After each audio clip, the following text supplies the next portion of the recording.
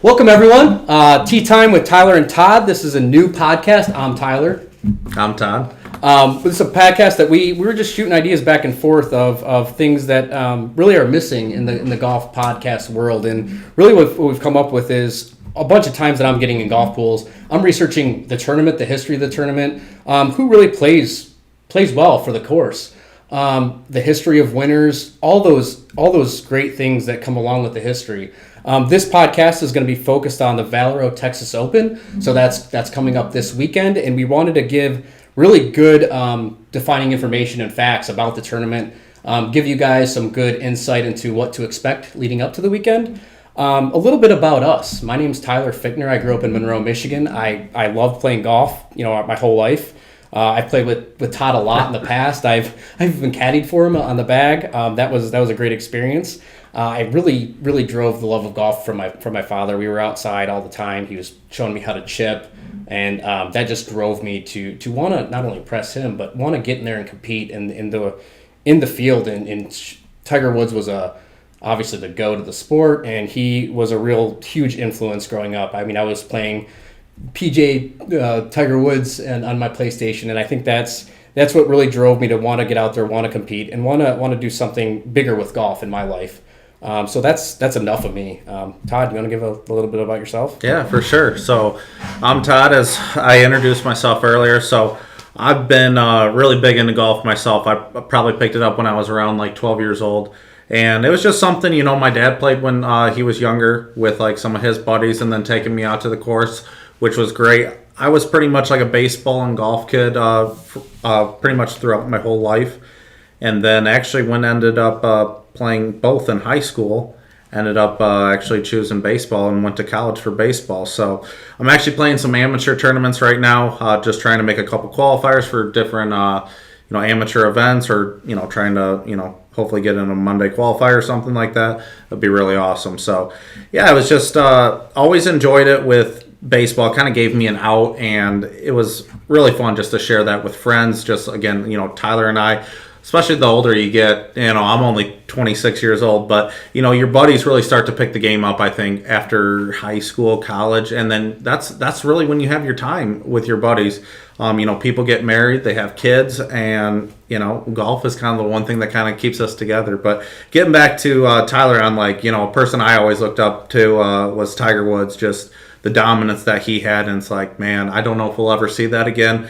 But I remember plenty of times just going out to the course, and I'm like, Dad, you play as Phil, I'll play as Tiger. So it was fun. That's awesome. I think the biggest piece to what you just mentioned, Tiger Woods is.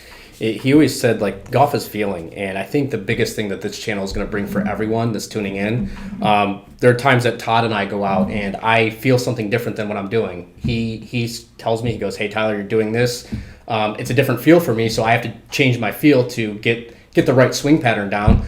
But that's what we want to bring to you guys. I'm a caddy for him when he goes and plays in his qualifiers, and he can see swings, things that are going on in the swings too. So we want this channel to be for you guys.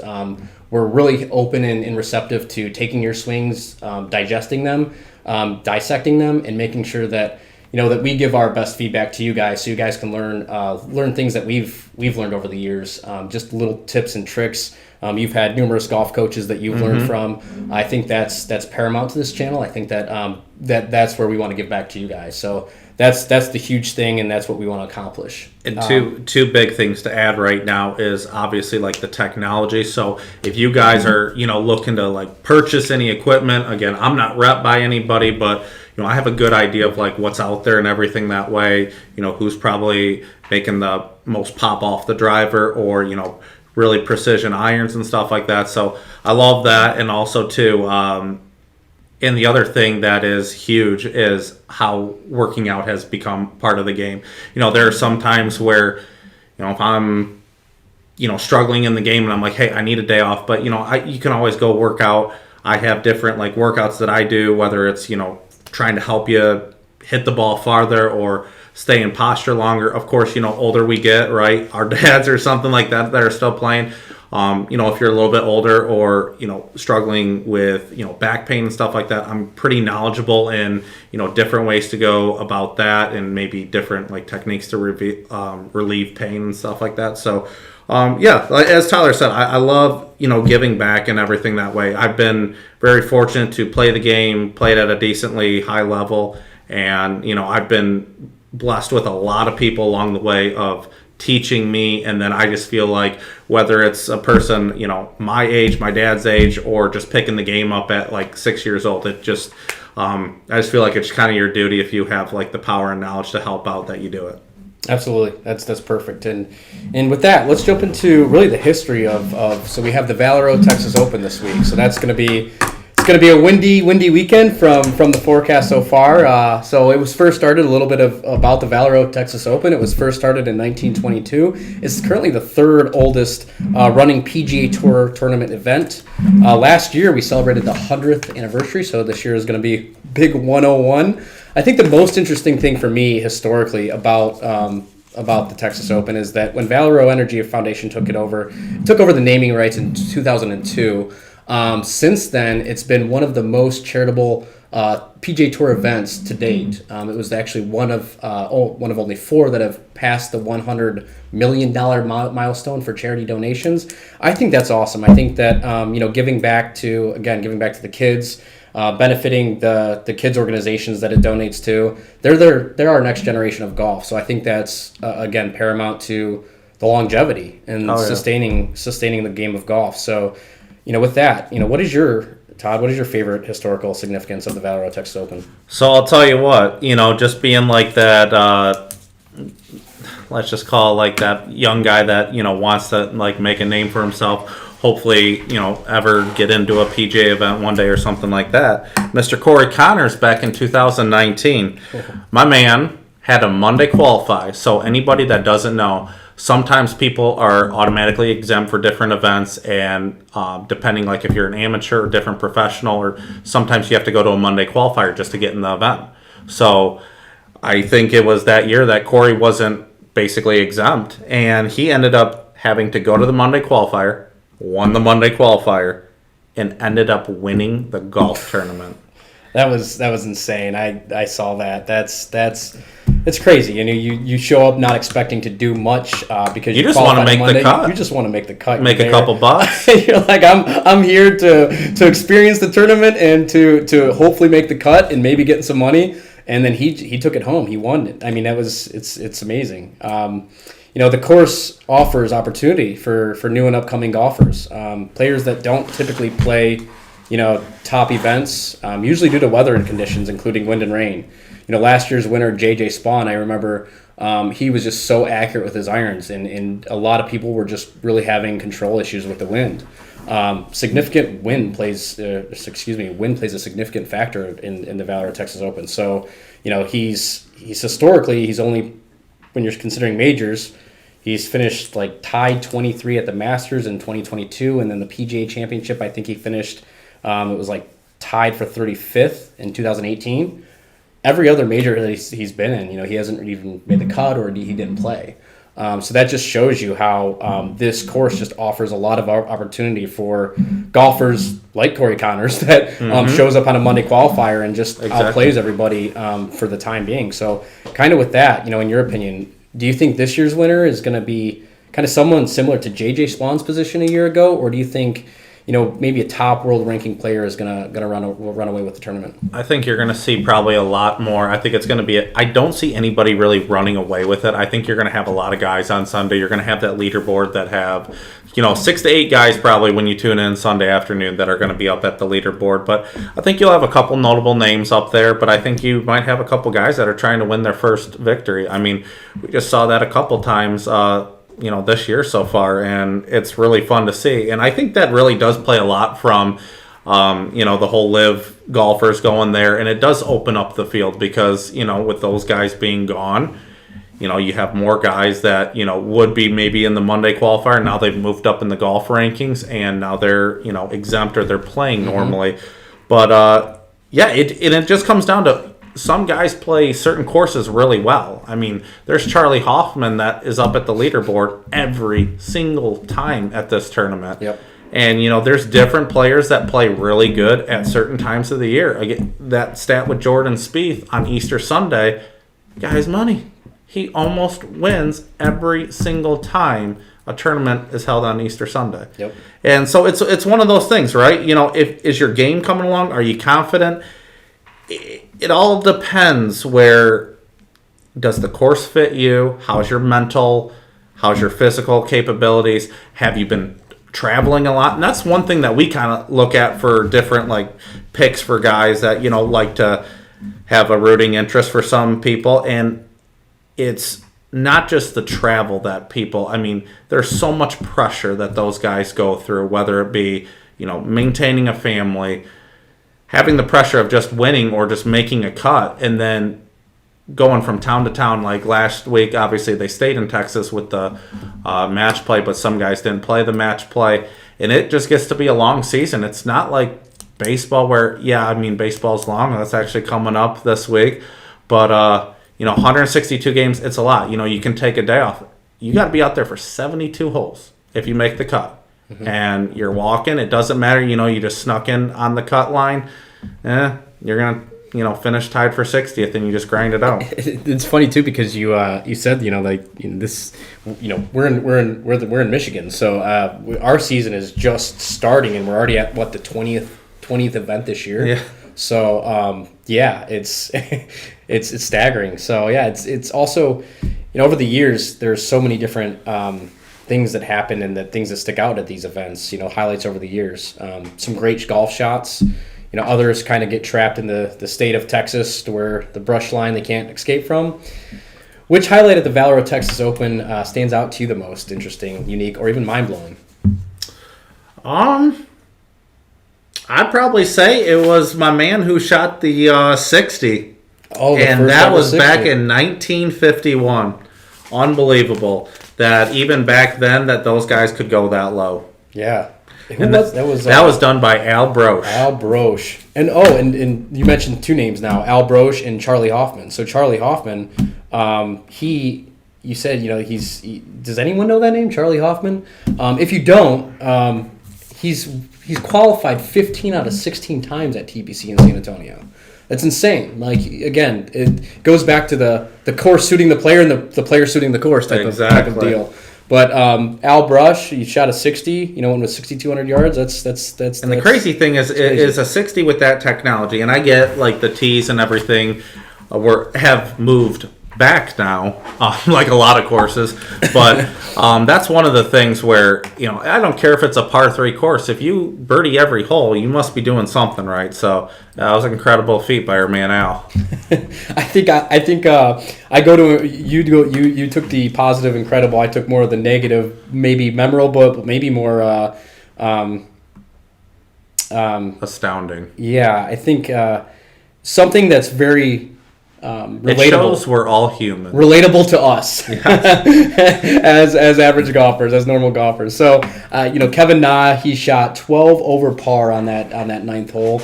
That's a 16. He recorded a 16 on one hole. That was back a few years ago. I think the funniest thing about it, though, I think Kevin Na has always been a man of creating a good laughter out of the crowd, with his walking in the putts. But I think that, he shows character. If you didn't know, after he had that blow up on the ninth hole, the following year he actually took the shirt that he was wearing in his golf bag, and when he drove on the hole, he went and he hung the shirt out on the trees. I was dying. All the commentators were loving it.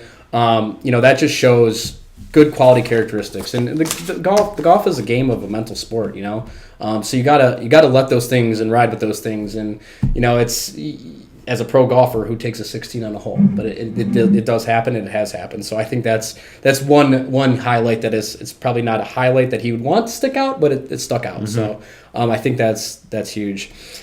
One thing after going through the highlights, let's just talk about the course playing style here.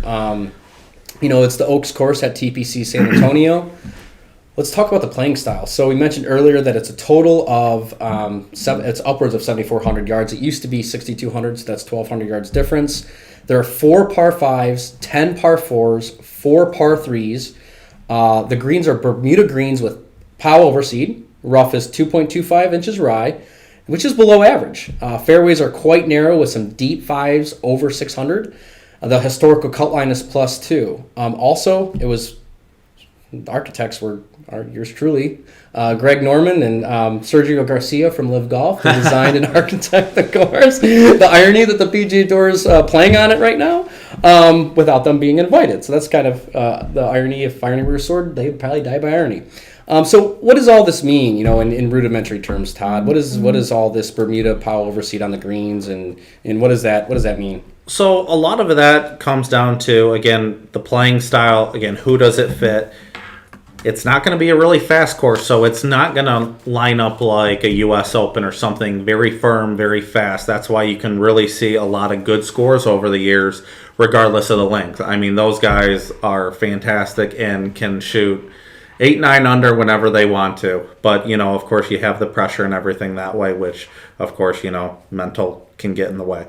But 7,400 yards is not a short. I mean, you look at a lot of the U.S. Opens. I know they've lengthened Augusta plenty of times from the PGA Championship. I mean, it plays from a length standpoint a pretty good amount. But you're in Texas. The ball's probably going to fly a little bit farther. It's going to be a little bit firmer in the fairways just because the ground's a little bit harder. It's going to be a little bit different than like what we play up here, and just the one golf tournament that's close to us is at Detroit Country Club. And you can kind of see that those guys will shoot 18s, 19s, 20 unders within a 4-day span, if not better. So it's going to be one of those things where they're going to have to be smart, but if they can get a long ball in play, of course, and the rough isn't going to be too thick, so it's not like a premium where a couple weeks ago when Jordan Spieth was at the Valspar, he played the par 5 so well that when he hit it in the fairway, he had to go at the green. And when you hit it in the rough, you're going to take your medicine and hopefully lay up to a good length and hopefully hit a good wedge shot in from there. So, again, it's just pick and choosing your risks, and their risk management is, of course, fantastic. Again, I like the whole setup of a 72 where you have the 4 par 5s, so a great scoring opportunity. Par 3s, always try to play those around even par and then, see what happens within the other par 4s. Yeah, that's awesome. Yeah, I think that's a good bit. And also with the course winds, I think that the wind direction really tempos and evens out the playing field with drives. I know, if you have a down slope and you have downwind, you have people that could sit up to the tee box and munch off and play the course a little bit differently. But this course is designed with that in mind. So if it's an upward elevation, wind is going to be downwind, and if it's a downward elevation, it's going to be the wind's going to be straight to your face. So it really helps even out those longer drivers. Again, I don't think the driver is going to be the huge piece. I think it's going to be the approach shot from the driver shot. With 3 par 5s playing around 600 yards and 2 par 4s playing around nearly 500 yards, we see a notable funnel of 19% of approach shots coming from over 250 yards, which is double tour average. So, if they spray a drive, it's not going to kill them because the rough is below average rough. It's not hard to get out of, like you said, like any other like U.S. Open or type of rough. So I think that's going to be key too, as well as that approach shot coming in from within 200, 250 yards. Mm-hmm. So probably like a lot of hybrid or 3-wood play. Mm-hmm. This is just me. A lot of guys, and I've never been and played this course, but I would probably be taking out the driver quite a bit, especially if the rough isn't thick, because if you can get down there 320, 330 and shave a little off, is that better than being 290 in the fairway? So sometimes, again, fairway is a prime position. And other times, with the way that technology and the game has changed a lot, sometimes distance can be a premium. So it'll be interesting to see, definitely, just to see how the guys approach it. But at the end of the day, you're putting for dough, man. You are putting for dough. And it's, those 10-footers, I don't care if you're at Augusta or if you're at the Valspar or if you're at the Valero, Texas, that 10-footer is going to be the same everywhere else. And you got to make it if you're going to win. Absolutely. So now that we talked about really the course playing style, what players do suit the course? We have the course seems to suit players who are really accurate with their irons, especially in windy conditions. Who do you think in particular that are, what are some names that come to the top of your list when you think of, they have a decent shot at winning this weekend? Okay, so I think guys that you're definitely looking at, it's hard for me to say Charlie Hoffman's going to win. But that man, when you've played a course that long, he's a veteran on the PGA Tour. I do think he's going to be up there. I don't know about a win. He tied for second runner up in 2021 and 2019. I know. So it's kind of, you got to go with history there. I think Ricky Fowler is hungry. He's looking for a win. I mean, he is due. He's played better golf. He's worked on his swing a lot. And then I think a name that he has been trending probably the last 2 years is Terrell Hatton. I think he's got a great shot, especially if it is windier conditions. A lot of the European players know how to play just that lower ball flight, gets through the wind, hit it just a little bit, probably more draw than anything, and that is Terrell's natural shot shape is a lot of draws. He hits the ball far enough, again, to be successful, and, when he gets a hot putter, watch out. Yeah, I think that you're right on with that. And one thing that I do want to note is that this is a tournament that over the years, people that really aren't favorites have won it over the past 3 out of 4 years that the tournament has run. 200-1 odds won it. So J.J. Spawn was 200-1 odds going into 2022. In 2019, Corey Connors was 200-1, as you mentioned, when he was Monday qualifier on the field. He got a 200-1 odds. Obviously, it was 2020 and COVID hit, and this is the time of year that COVID hit, so they didn't have a Valero Texas Open in 2020. But in 2018, Andrew Landry, he had 200-1 odds. He won with a minus 17. So you can see how this is the Open where it gives a lot of opportunity for the new and upcoming golfers or people that aren't really slated to win or people that qualify on a Monday and come up to the tournament in 2019 exactly. like Rory did. But I think the winner is going to put together a good score. I'm thinking it's probably going to be at that 17 to 18 under. I could see them averaging just a little bit over 4 a day. I think it really is consequential. We'll look at that to a second about the weather, man. Like, is it going to eventually rain Thursday and make the rest of the weekend really slow? That is something that the grounds crew is going to be waking up at 5 in the morning to try to make sure that doesn't happen, but it's still going to happen because it's not preventable. The rain is rain. It does slow down the greens quite a bit, especially with that Bermuda and Powell overseed. But I wouldn't be entirely surprised if a long shot gave a run at it this weekend. If again, the last 3 out of 4 years is 200-1 odds. I wouldn't pick a 200-1 odds this year. Maybe I'd probably go with 100-1. Just even it out a little bit. Exactly. But that's where my head's at. What about course conditions for tournament this weekend? So let's segue into that. Right now we see Friday morning with potential rainfall, strongest winds on that day, 10 to 25 miles an hour. So as we said before, the winds depends what tee time you get too. Depends what tee time you get. That's a great point. And the winds are expected to remain around 5 to 10 miles an hour throughout the whole tournament. So it's going to be the strongest winds are going to be on Friday morning. With cloudy skies most days other than potentially Saturday, it's supposed to be maybe a little bit of sunshine. I guess we might have already kind of brushed on this a little bit, but what kind of impact do you think that's going to leave on the golf course itself? Do you expect golf scores to be relatively lower or higher? I do think they're going to be low. The thing, even just being like a player myself, I would take wet conditions because you can go at the pin. Sure, you might not get the length and all that, but sometimes when you play in that heavy wind and that ball's knuckling up there and it goes offline or something like that, with the courses those guys play, you end up on the wrong side and you're taking a bogey. So again, do you play back a little bit and know that you can go right at the pins if it's a little wet? But once that breeze picks up, I mean, you could be playing your local course or you could be playing a PGA professional course or any type of major, and that really... it can take the fun out of it, but it can be super frustrating for the guys too. So you might not see the birdie runs that you normally would.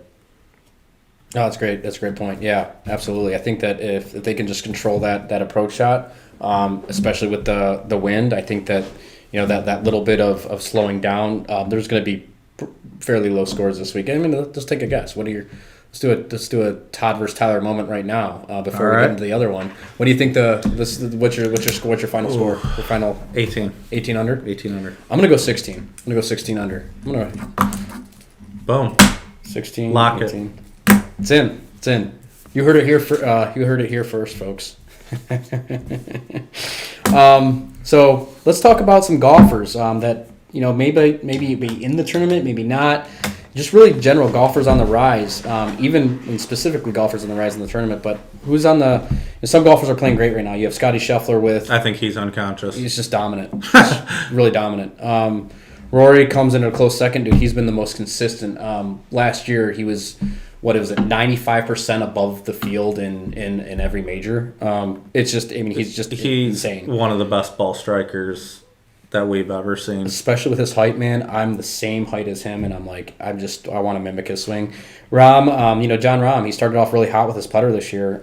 He's kind of slowed down. I think what's always hurt John Rahm is that he's always been a guy that's gotten in his own head. And don't tell me wrong. Don't get me wrong. You know, these players on their elite level, and they win tournaments. Yes, they can separate that. But I think when he has a bad day, it just gets to him mentally, and he can't make a putt. I took him a lot last year in several different tournaments, and that's what happened. I mean, he would play -2, -3 all day, but it wasn't an easy -2, -3. He would be little scrambles here and there. Yeah, just spray a drive, get it back and play, make a great putt. His putter would just be miraculous, and it would save him on a lot. But if it starts to impact him, he plays +1 on day 3. It kills him. It kills him. It kills his momentum. But it does with every player. But I think that it's more inclined with John. And Rahm, I think he really is that guy that once he gets the birdie train going, you can really see him go off. He's got that unique ability that way of when he probably feels something or he puts something together and he trusts it. He's one of the best in the world. Unstoppable force. Yeah. Yes. Yeah. Absolutely. What golfers for you are kind of on the rise? Some again, either in the tournament or not in the tournament, or what golfers do you think that are kind of on their decline? You know, I gotta love Jason Day. You know, I mean, he tweaked his swing a lot too. I've seen some different videos of him and just a really clean takeaway and everything that way now. I think he battled some injuries for a little bit too. As I said, Scotty Scheffler is just playing fantastic golf. I've been a Rory fan my whole life. He's him and Tiger have been like my number 1 and 2s, like growing up and playing. You gotta say Ricky Fowler is trending in the right direction. You know, I mean that is a guy that I think we all wish he would have done more, or hope he gets to be.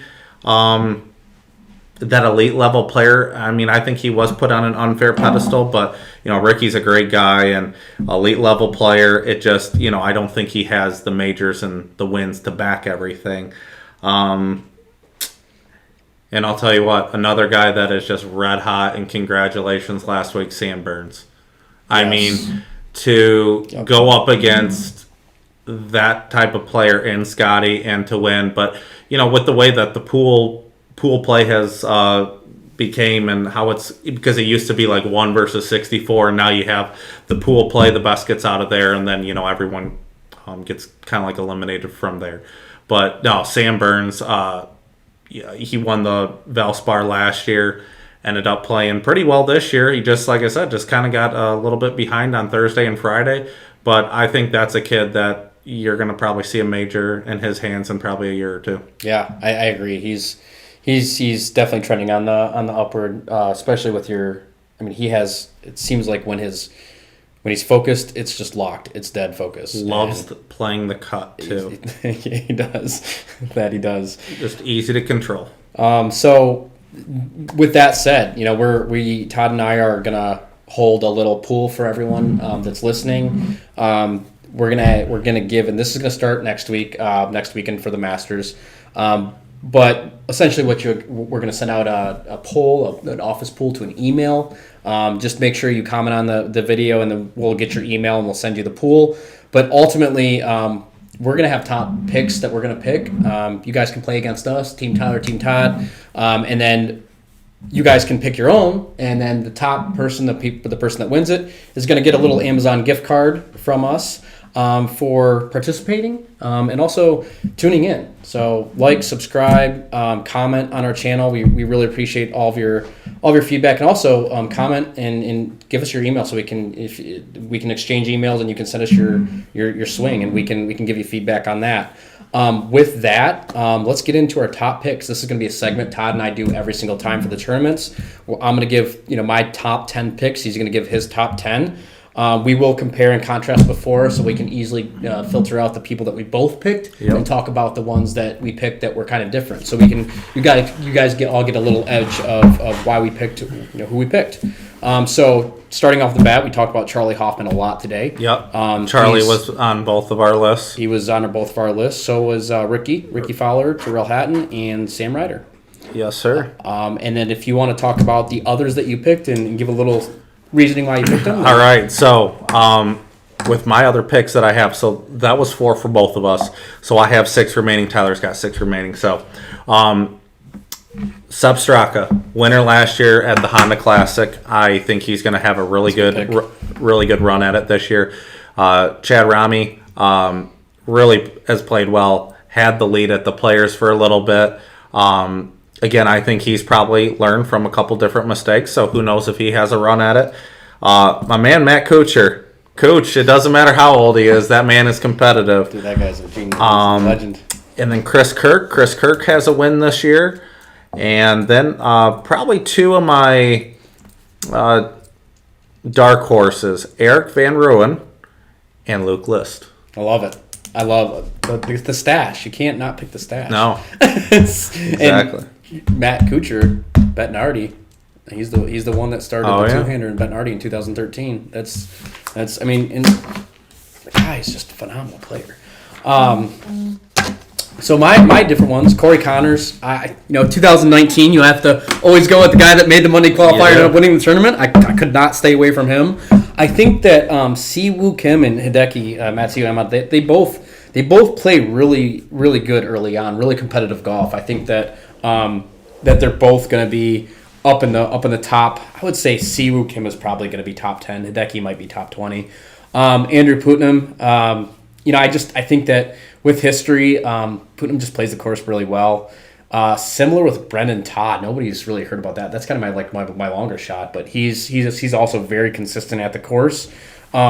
Similar to Nick Hardy, they've qualified more times than they've qualified elsewhere. So I think that those are decent picks because I think that again, those you pick the player that suits the course, and that's the player that usually plays the course pretty well. When you're comfortable, it's different, especially when those guys get comfortable. Oh, yeah. And I think that's where people don't understand when people set up majors. Nobody's comfortable out there. I mean, everyone's just like you're walking on eggshells. You just don't know when you're going to make the mistake. But when you know that you've had success here or it's a comforting place, chances are that they are going to go out and play well.